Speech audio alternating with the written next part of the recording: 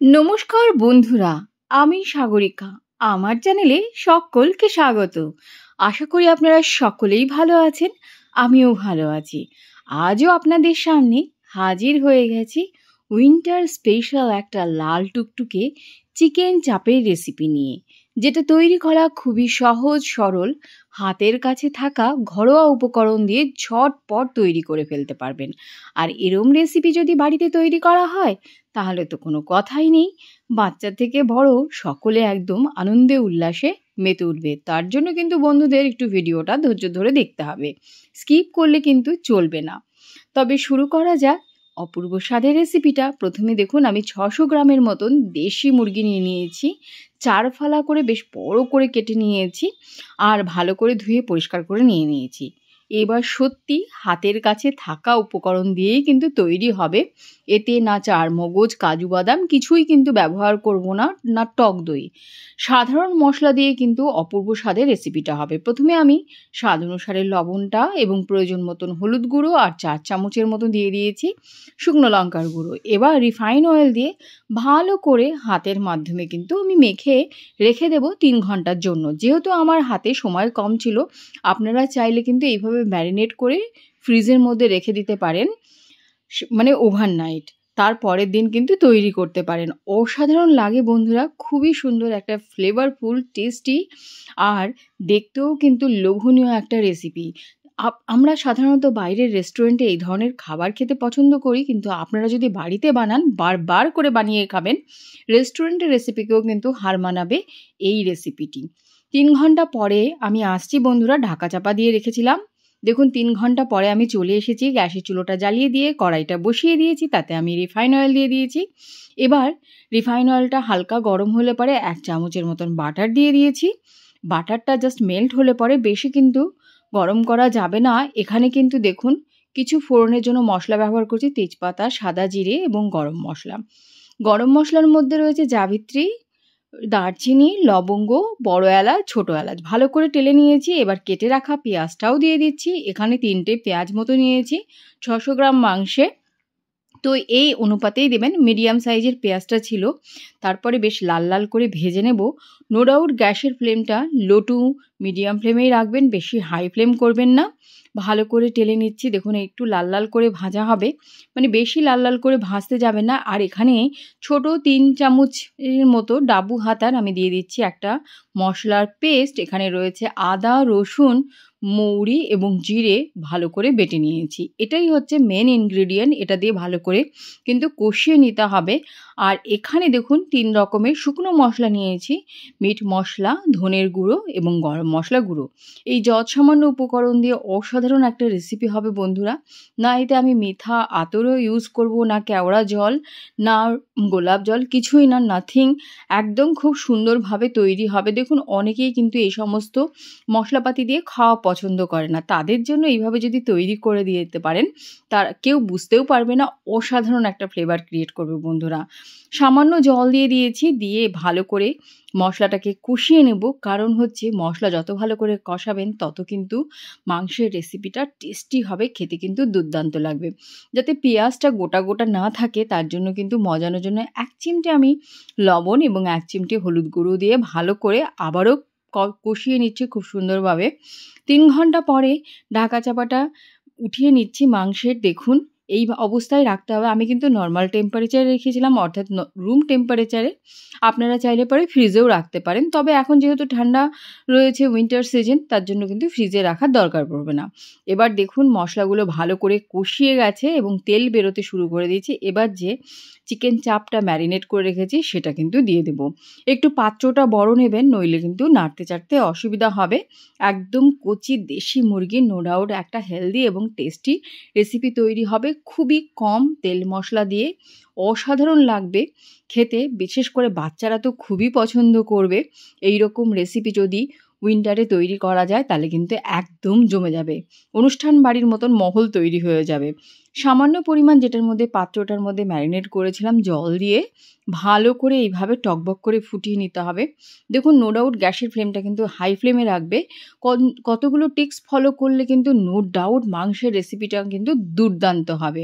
এখানে কিন্তু আপনাকে টিপসটা ফলো করতে হবে ধীরে ধীরে স্টেপ বাই স্টেপ, এটাই হচ্ছে ব্যাপার। তাছাড়া আদারওয়াইজ কিন্তু সেরকম কোনো ঝামেলাই নেই।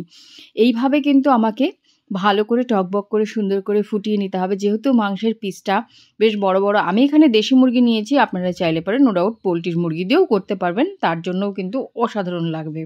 দেখুন এবারে কিন্তু ফ্লেমটা আমি গ্যাসের নো ডাউট মিডিয়াম ফ্লেম করে দেওয়ার পর ঢাকা চাপা করব। মিডিয়ামের থেকে একটু কমই করবেন।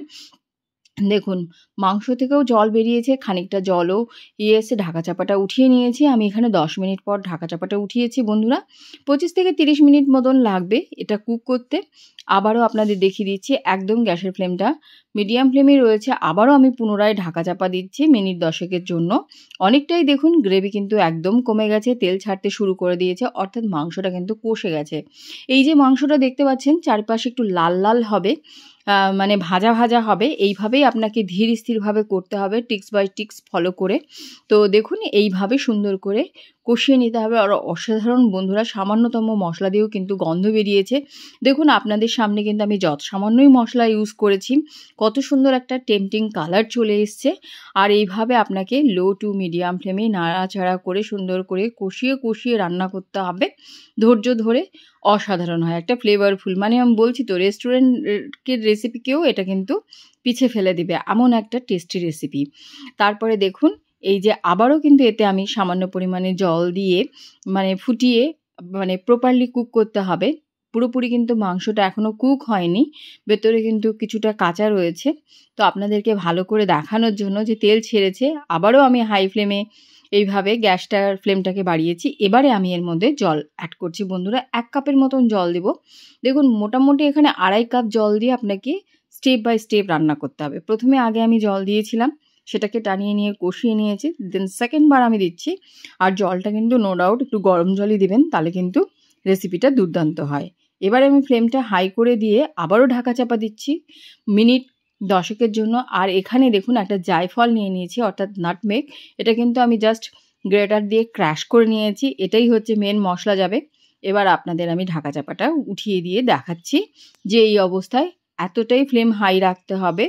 মানে কখনো ফ্লেমটাকে নো ডাউট হাই করবেন, কখনো লো করবেন, নাড়াচাড়া করবেন যাতে নিচে পুড়ে না যায়, সেদিকে লেগে না যায়, সেদিকে কিন্তু আপনাদের খেয়াল রাখতে হবে। আর ব্যালেন্স রাখার জন্য এখানে আমি সামান্য পরিমাণে চিনি অ্যাড করেছি। আপনারা চাইলে পরে চিনিটা দিতেও পারেন, নাও দিতে পারেন, স্কিপ করতে পারেন। তাতে কিন্তু মাংসের রেসিপিটা কোনো হেরফের হবে না, টেস্টের দিক থেকে একদম বরকরারই থাকবে। এত সুন্দর একটা রেসিপি বন্ধুরা। আর সামান্য পরিমাণে এখানে আমি দিয়ে দিচ্ছি ওই নাটমেগের গুঁড়ো, অর্থাৎ জায়ফলের গুঁড়ো। দারুণ একটা অসাম ফ্লেভারফুল। দেখুন সবসময় আমরা কেওড়া জল, মিঠা আতর কিংবা গোলাপ জল এইসব ইউজ করি, অনেকে কিন্তু পছন্দ করেন না। কথায় রয়েছে আপরুচি খানা, তো তাদের জন্য এর থেকে বেটার চিকেন চাপের রেসিপি হতে পারে না। 2-1টা আমি কাঁচা লঙ্কা দিলাম আরও সুন্দর একটা ফ্লেভার ক্রিয়েট হওয়ার জন্য।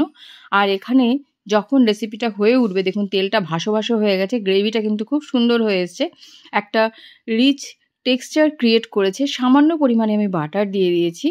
অসাধারণ রেসিপি কিন্তু নিমেষেই বন্ধুরা তৈরি হয়ে যাচ্ছে।